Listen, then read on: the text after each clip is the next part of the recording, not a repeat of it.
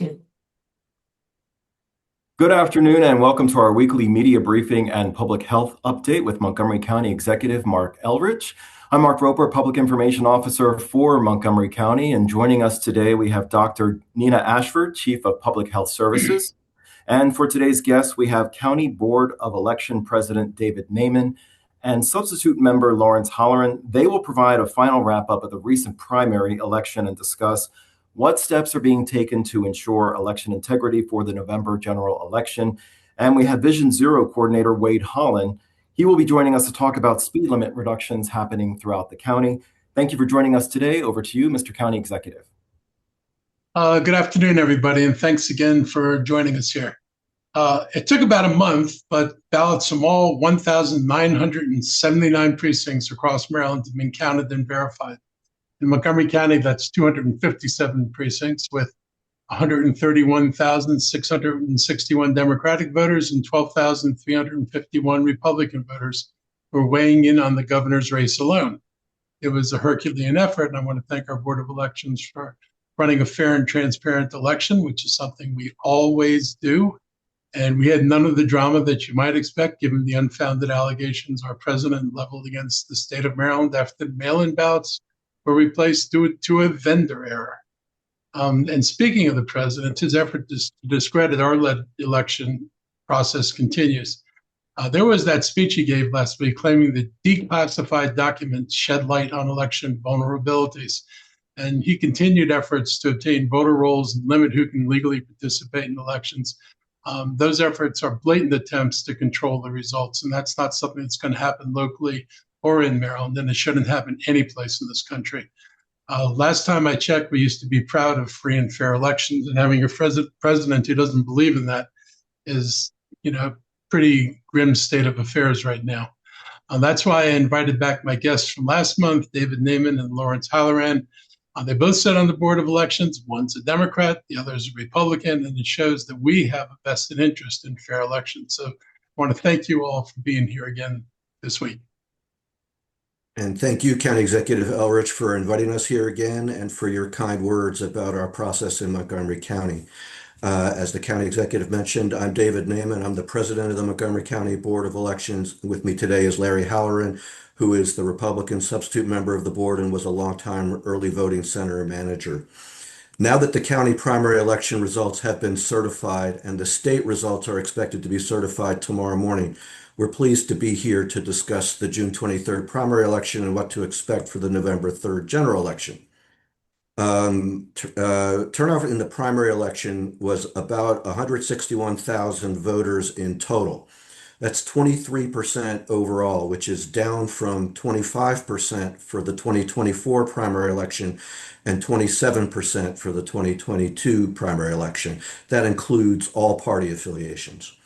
The 161,000 ballots included about 18% who voted by early voting, about 37% voted on election day. About 3% voted provisional ballots on either during early voting or on election day, and about 40% voted by regular mail-in ballots. Then we also counted about 3,700 additional, what we call original mail-in ballots. That's about 2% from voters who were sent a replacement ballot, but they used their original mail-in ballot and didn't vote in any other way. We actually received about 8,500 original mail-in ballots back, but most of those voters either voted their replacement ballots, so we didn't count their originals, or they voted in some other way. So we've had substantially higher turnout for general elections than primary elections in the past. Turnout in the 2022 general election was 52%. Turnout in the 2024 general election was 77%. So we'll see what happens in 2026. Let me turn it over for Larry.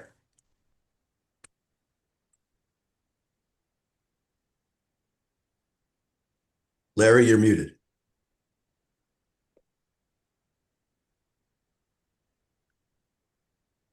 Okay, thank you. Sorry about that. Voters in the 2026 general election can vote in all the same ways and all the same places they could in the 26 primary. They can vote by mail-in ballot and return that ballot by mail or in one of the county's 58 drop boxes. They can vote in person at any of our county's 14 early voting sites during early voting, which is from October 22nd to 29, or vote in person at their assigned neighborhood polling place on Election Day, Tuesday, November 3rd.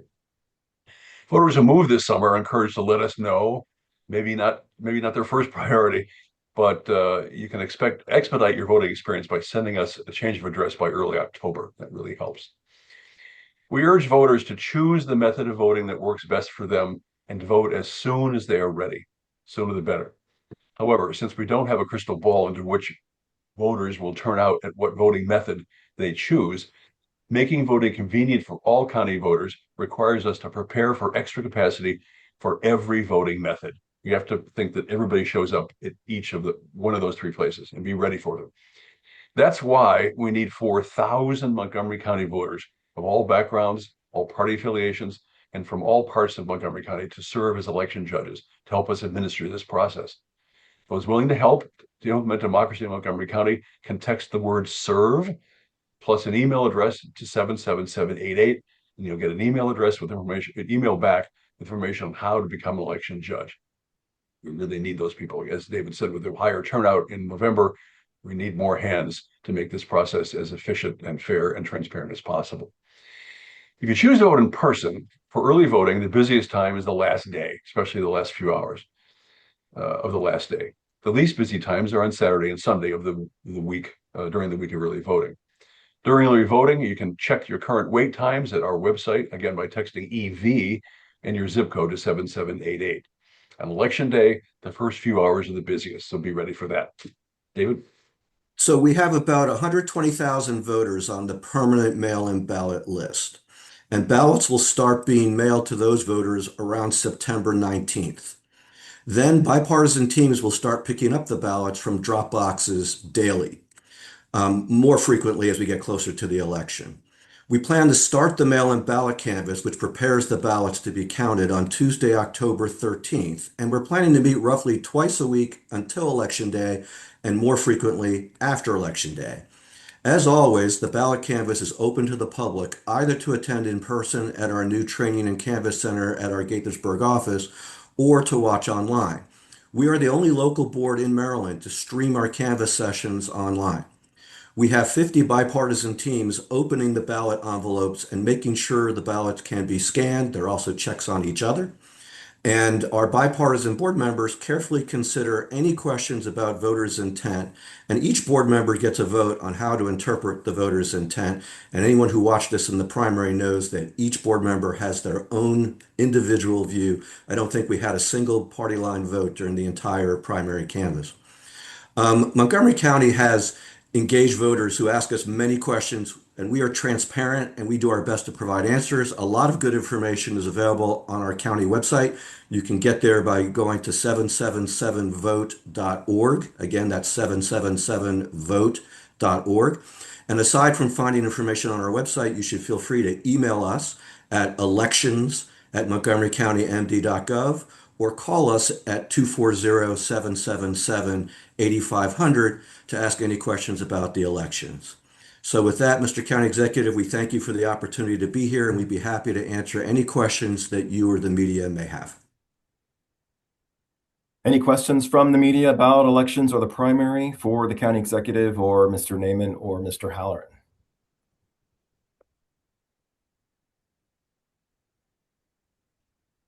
Please raise your hand if you do. Otherwise, we will continue with the county executive. Mr. Naiman and Mr. Halloran, you can stay on if you like or log off if you need to. Thanks. Thank you. Thank you very much. Thank you, guys.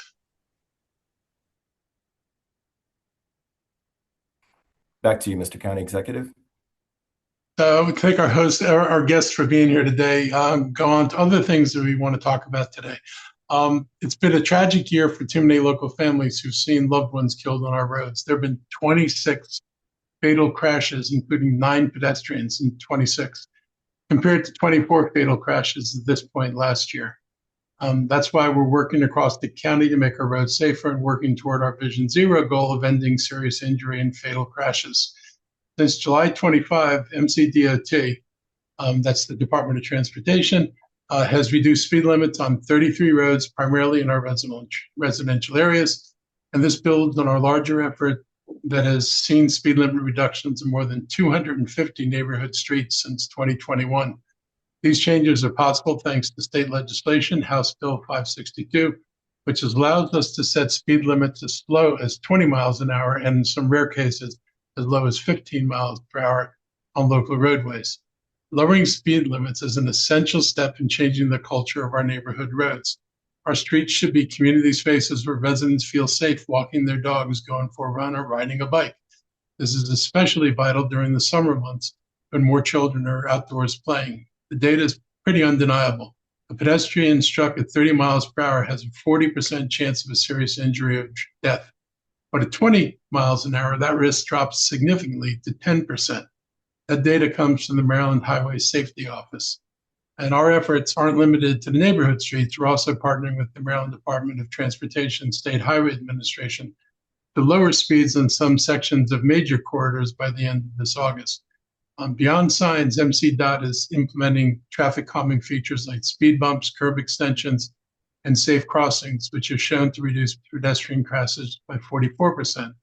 I invited our Vision Zero coordinator, Wade Holland, to say a few words about this effort and how it ties in with other things we're doing. So, Wade, thank you for being here today. All right. Thank you, Mr. County Executive, and covering all the background for our speed limit changes. As the County Executive mentioned, changing the posted speed limits is part of our overall toolbox for speed management in the county, because really core to Vision Zero is that speed kills. As was mentioned in the stats there, going from 20 miles an hour to 40 miles an hour can be the difference between life and death in the result of a crash. So by lowering the speeds and posted speeds, we hopefully save more lives, even in the event of a crash happening. We're still working all across the county with our law enforcement as well to make sure we're using our officers as well as automated enforcement to control speeds, even if the speed limits are still the same, making sure people are following the law.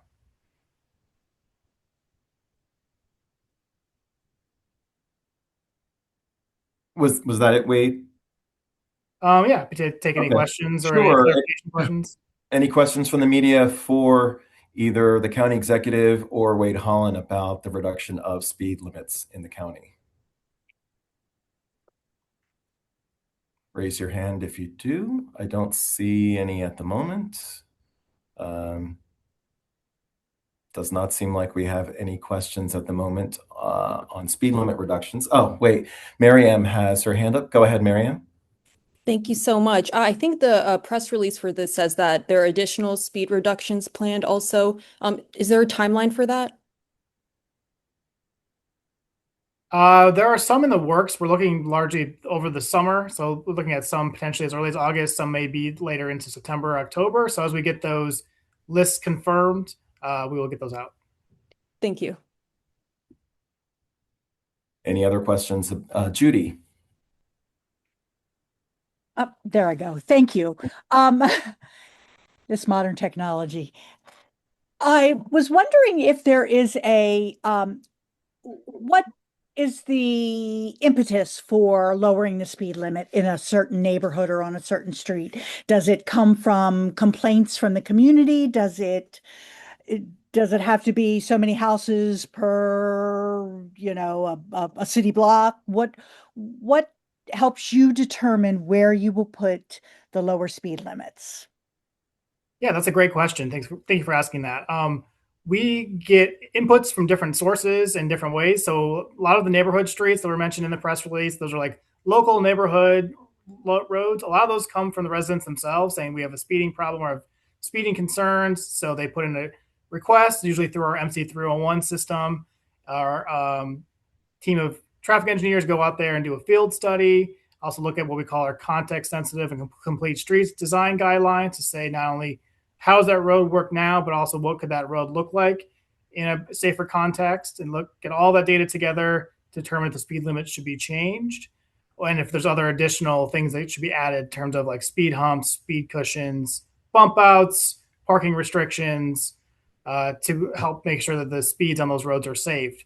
There's other parts that are more of our proactive safety programs. We have what we call our walkability audits, which are looking at the areas around schools where students are designated as walking or biking to that school. That can also show areas where we may want to change the speed limit. Then also with our state partners, their proactive program, they call a couple of different programs they call it, but their pedestrian safety action plan and context-driven initiatives are looking at areas with denser activity of pedestrians and cyclists, and there's chances of crashes between the different modes. So they look at those areas they designate as like town centers and downtown. So your Silver Springs, Wheaton's, Bethesda's, North Bethesda, Rockville, Germantowns. Looking at those areas, making sure that the speeds are set at a rate that are more survivable for those areas with higher pedestrian bicycle traffic. Thank you. Any other questions about speed limit reductions? Thank you, Wade. Yeah, I'll put one more plug. We have a new statewide campaign called Slow the Fast Down. It's slowthefastdown.com. And actually has some great stats there as well for the media if you want to learn more about the physics of speed and how things interact in terms of crash risk, as well as some images there about speeding, because we want to make sure people not only obey the speed limit, but also understand why it's important to obey the speed limit. Thank you, Wade. Back to you, Mr. County Executive. Yeah, I just want to close by giving a little shout out to the other side of this is the speed limits are one thing. I think our use of things like widening or narrowing the openings on some streets so that people stay more confined to a single lane, and using the poles, the flexible poles on corners is a big deal also. When I got elected, DC was on a campaign to do this, and I used to see a lot of this stuff going on in DC. And I realized as a driver that having to make a different turn when you were at an intersection that had these poles in it rather than just swinging around the curb, and it really did slow down that turn and make you more cognizant of pedestrians and everything else that was around you. And so when I came in, I pushed our folks to expand our program, and we've expanded that program pretty seriously to try to make sure we can round off more street corners and just slow those movement down, which forces people to be more aware of pedestrians that are in the road. So I'm a big believer in that, and I think the changes we've made are helpful, but we still have too many drivers who are driving way too fast. And I think all of us, because I know a lot of the residents talk to me about this, we see too many people going far faster than they should be going on streets they should not be driving that fast on. So anything we can do to increase enforcement, I'm more than happy to do, because this puts people at risk. And so more than that as we move along. I want to move on to other things like now. I want to talk about an effort to change the county charter. Yesterday, the former head of the Republican Party in the county delivered a petition of signatures to trigger a referendum on a change to our county charter. It's the equivalent of our Constitution. I want to respond directly to the Control MoCo spending campaign proposal to cap Montgomery County spending increases at the rate of general inflation, because I think people deserve an honest explanation of what this is going to mean for Montgomery County. Their proposal ignores a basic economic reality. The cost of building and maintaining comprehensive public services and infrastructure has nothing to do with general inflation. It's a completely different number. Right now, thanks in part to the large tariffs imposed by the Trump administration, construction costs are significantly higher than the 3.5% annual inflation rate, or the CPI, as we saw reported in June. But it's not just because of Trump. The cost of construction has been going up and exceeding the inflation rate for any number of years. And that creates a real problem for the county. And that's just one example. To have the same purchasing power for infrastructure that we had back in FY 2009, that is like 17 years ago, the county would need to issue more than $550 million bonds annually. We're currently capped at around $300 million. And $300 million was an improvement, because last year and for the previous years, we've been at $280 million. So we're building about half of what we used to build back in the early or middle, I said the early part of the century, 2009 and beyond. When I was on the council, we were bonding at $340 million before it started to be reduced. This is a serious problem, because schools don't cost less, roads don't cost less, nothing we build costs less. and to be limited at our bonding rate to the number that we've been limited at, and this is a council decision, it's not a decision I agree with, has left us unable to fix our schools, to make the road improvements or public improvements that we need, and left us totally unable to build any transportation infrastructure, which is what distinguishes us really seriously from what's happening in Northern Virginia. So we're already behind, and tying us to the Consumer Price Index or CPI isn't going to hold spending steady. Instead, it's going to lock in chronic underinvestment and guarantee we never catch up. If you want Montgomery County to sink, this is what you would do to sink us. The most immediate victims of this kind of cap are going to be our kids. Board of Education has a $3.72 billion budget for FY27. We all know that's less than was requested just to begin addressing our aging school buildings. Their ask for capital improvements in the school was north of $2 billion. And it's not because something suddenly happened. It's because by not raising our bonds over the last 20 years, we locked ourselves into a position where $280 or $300 million had to deal with more problems with the same amount of money. And in the case of the school system, the issue was we were growing and we had to build capacity. Capacity trumped maintenance. And now that the capacity issue is past us, at least for the moment, that we're looking at declining enrollment, we have the ability to shift spending away from capacity improvements to repairs, but we still are so far behind that it's going to take a long time in the school system. There's no way they're going to get $2 billion in a short period of time. But we're in a position where if we can't raise our bond limits beyond where we are right now, it's going to be 20 or 30 years. And that's going to mean schools with failing air conditioners, schools that have to close because of their air conditioners, just more maintenance projects. And they're going to have to do the maintenance. It's not like they've got a choice of not doing maintenance. So this is not a physically responsible path to put us on, and it's just kicking the can down the road. It puts us at a competitive disadvantage. Everybody likes to talk about competition. Everybody bemoans our competitors in Northern Virginia for using aggressive funding models, especially special taxing districts, to advance transportation and infrastructure. Meanwhile, this proposal would be tying our own hands. The argument is that that saves money is simply backwards. When you delay replacing aging HVAC systems, roofs, and electrical infrastructure, you don't save money. You just end up spending dramatically more on maintenance for systems that should have been replaced years ago. Sometimes you wind up with systems that could have been fixed, and they wind up having to be replaced because you allow them to deteriorate to the point that there is no saving them.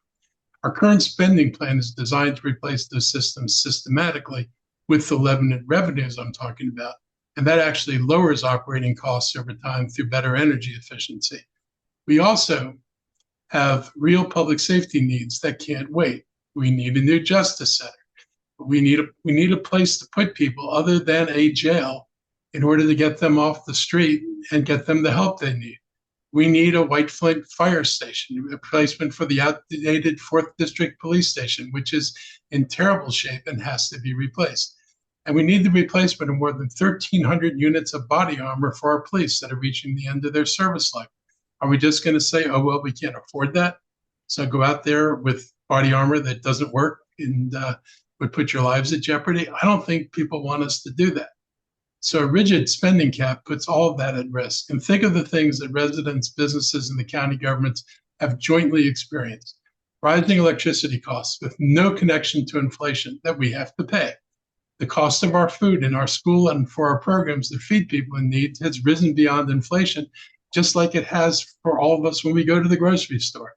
And fuel costs for our county vehicles, including our buses and school buses and 1,000 police cars, are also exceeding inflation. All of these things would eat into everything else in the budget if we had to limit the budget and make a decision between funding these things or making cuts in other programs. Then consider the cost shifts from the state to the county. We didn't ask for this, but over 2 years, the state has shifted almost $30 million in pension funds that we didn't use to pay to the county. That's over a penny on the tax rate. That's not an example of county spending. That's an example of shifting costs from the state to the county. We're seeing this from the feds, including FEMA money for damages from natural events. And all of this raises the cost of governments and are add-ons to our budget that would simply wind up starving funds for other programs. Their proposals are not just fiscally irresponsible, they would diminish the county's ability to serve and protect its residents and to educate our children.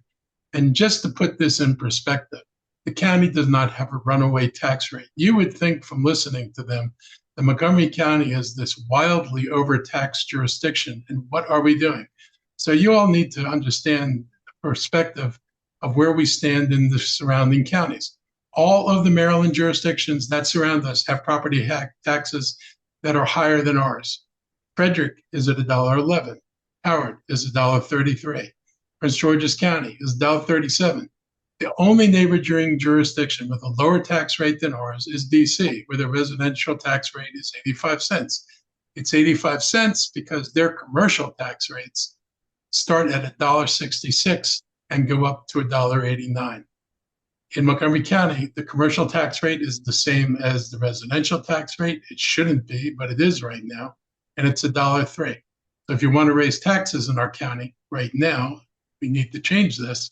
You have to raise it on residents. And then when you do that, you raise more money from residents than you raise from the commercial sector.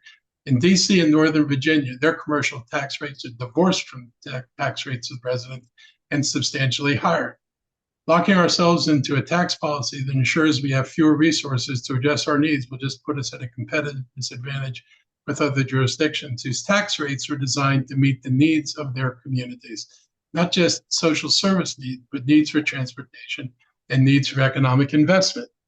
And here's the thing, the county is actually in the strongest fiscal position we've been in a long time.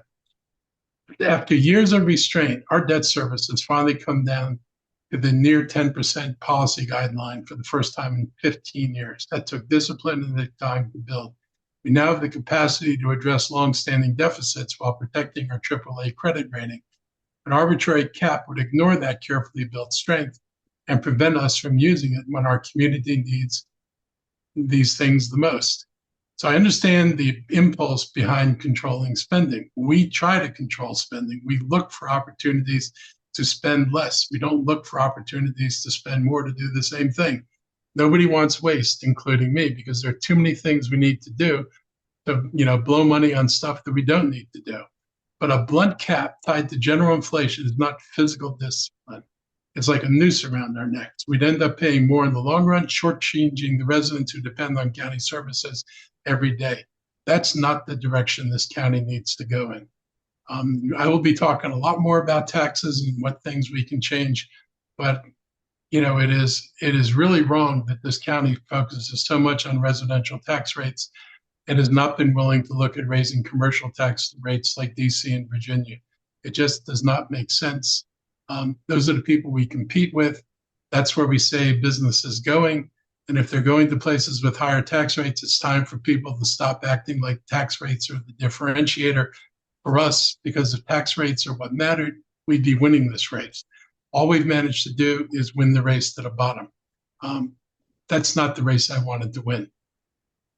Talk a little bit more about data centers. I touched on this in my newsletter that was released Friday, but I want to briefly acknowledge the committee hearings happening at the council that are focused on data centers. This morning, the council econ committee approved the bill to create an 18-month moratorium on the review of data centers. The effect of a legislative moratorium is similar to the 6-month moratorium on data center permits that I signed a few weeks ago and would cover the current proposed data center in Dickerson. According to Council President Natalie Fonda-Gonzalez, who chairs the Econ Committee, the bill will proceed to full council for a work session and action on Tuesday, July 28th. Separately, the Planning and Housing and Parks Committee will be considering ZTA 2601, which would establish clear definitions and limitations on data centers going forward. These are important issues for our county's future, and we need to get the policy right before any permits are finalized. I look forward to seeing progress on this front. I have to say that, this is something that requires serious examination. The issues that data centers bring are known, and the solutions are there. It's not like we don't know what would solve a lot of these problems. Hopefully, that's what makes its way into the county legislation. Hopefully, we can talk with the people who want to do the data center and reach an understanding that this is the world they're going to have to do this in. And hopefully they'd still be interested in doing it, because a data center that's well managed, that doesn't put a drain on the energy supply in the county or in the region, and that is environmentally safe, those things are doable. They all depend on whether the data center feels like doing them. And I think that the strength of what we're doing right now is the council has the opportunity to make sure that any decision to go forward is going to ensure that data centers don't create problems for our residents, whether it's environmental problems or economic problems. So I look forward to these continuing discussions. Finally, I want to touch on a couple of few events that are happening over the weekend and things the public might be interested in. This is Maryland Buy Local Week. It runs Monday, July 27th. Everyone's encouraged to buy local, from produce to meat to beverages. We're dining out at restaurants that are committed to buying local ingredients. There's even a contest that the state is holding right now for photography and food lovers based on buying local. You can visit marylandsbest.maryland.gov to learn more about that. And that leads perfectly to the annual farm tour and harvest sale happening Saturday and Sunday, July 26th and 27th. Anyone can explore participating farms located across the county. Take a self-guided tour or use the Visit Montgomery Adventure Planner app to guide you along the way. The tour is free and a great way to learn more about our ag reserve and the businesses that thrive there. Tickets for the very first Taste of Burtonsville are now on sale. That starts at 11 a.m. on Saturday, July 25th, and you can experience the flavors of Burtonsville at what promises to be a delicious event. 10 restaurants are participating in addition to food. There's going to be live music and entertainment in store. The East County Regional Service Center and the Greater Silver Spring Chamber of Commerce are hosting the event, which will take place in the parking lot behind Restaurant 198, located at 15540 Old Columbia Pike in Burtonsville. Don't miss the opportunity to visit Burtonsville and support a local restaurant owner. Before we open up the questions, I'll give my staff an opportunity to provide any updates they want to share, and I'll start with our health team. Thank you, Mr. County Executives. No updates from the health team this week. Thank you. Always good news. Okay. Something we never said during COVID. Right, exactly. At this time, we'll take questions from the media about any other topics you have for the county executive. Paul Wagner. Hi there, can you hear me? Yep. Yes, we can. Okay, great. Mr. County Executive, this morning there was quite a scene on the Clara Barton Parkway when U.S. Park Police were engaged in an operation in which they had ICE working with them. And it was just before 9:30 or 10 o'clock, it's unclear exactly, when 3 men apparently spotted this operation, jumped out of a vehicle, excuse me, and took off running. We understand ICE took 2 of them into custody and 1 is still outstanding. This is the first time that we can think of where ICE has conducted an operation like this on a highway in the county. I know it's on federal land, and I know you just signed several bills protecting immigrants in the county. I'm just curious if you have a comment about what happened this morning. This is not actually the first thing to happen on that parkway. So this has happened before. This is a little bit more dramatic because people took off toward the river, and that didn't happen in the other cases, apparently. Look, I'm wondering how they knew that the people inside this truck were hardened criminals that they had to take off the street. Or did they just see a truck going by that was a landscaping truck and the people looked Hispanic? And were they just targeted for that? It's just another dark chapter in the work that Donald Trump does. We don't have the ability, and even the legislation we passed has no ability to protect people. If they'd done that on a county street, we could not have protected the people that they tried to take out of a truck. So all of that is unfortunate. We will be trying to locate, do they have families in Montgomery County? If they do, are their families going to need support? Have they lost their main breadwinner or the only breadwinner? We don't know those questions yet. Hopefully we'll get some answers, and we'll do what we need to do to try to help folks. But, we are relatively lacking in power to interfere in any action that ICE takes.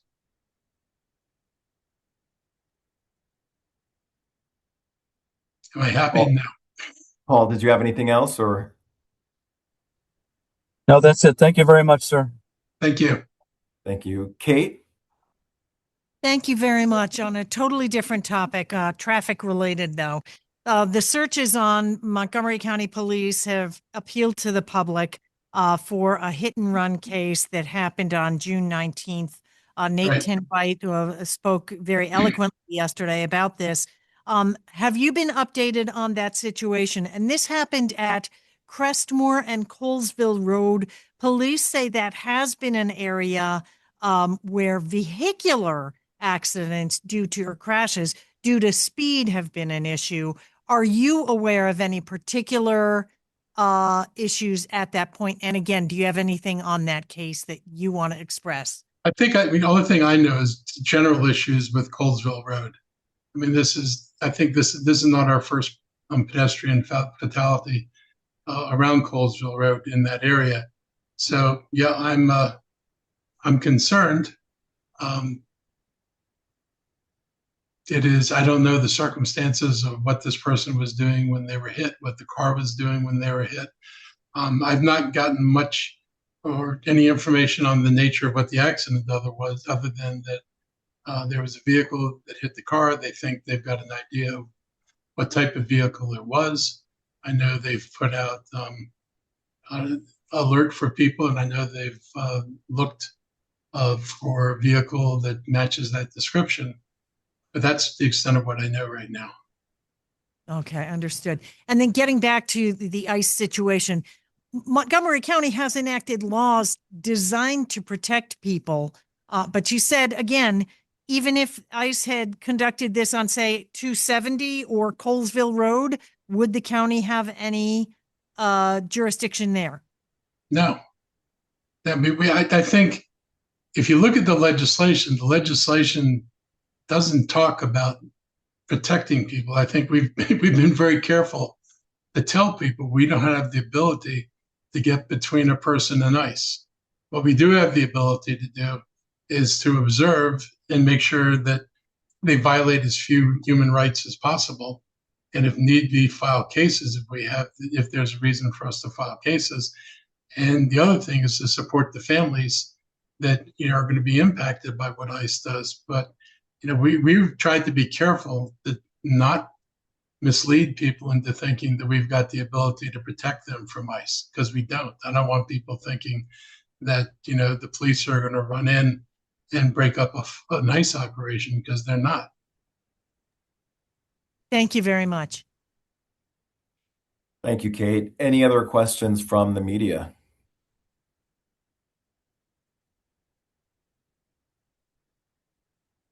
I'll give you one more chance. Kate, did you have another question? I will come back with one more.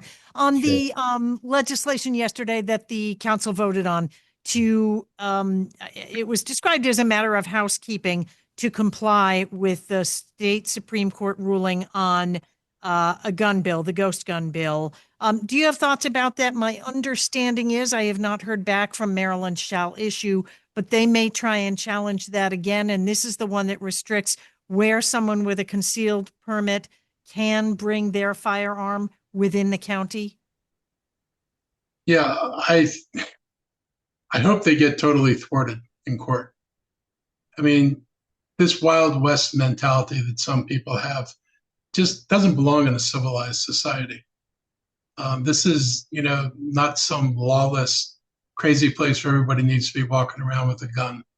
And, hopefully the law withstands court challenges. That would be a good thing. I think everybody feels better when the people around them are unarmed rather than armed. Thank you, Kate. Did you have anything else?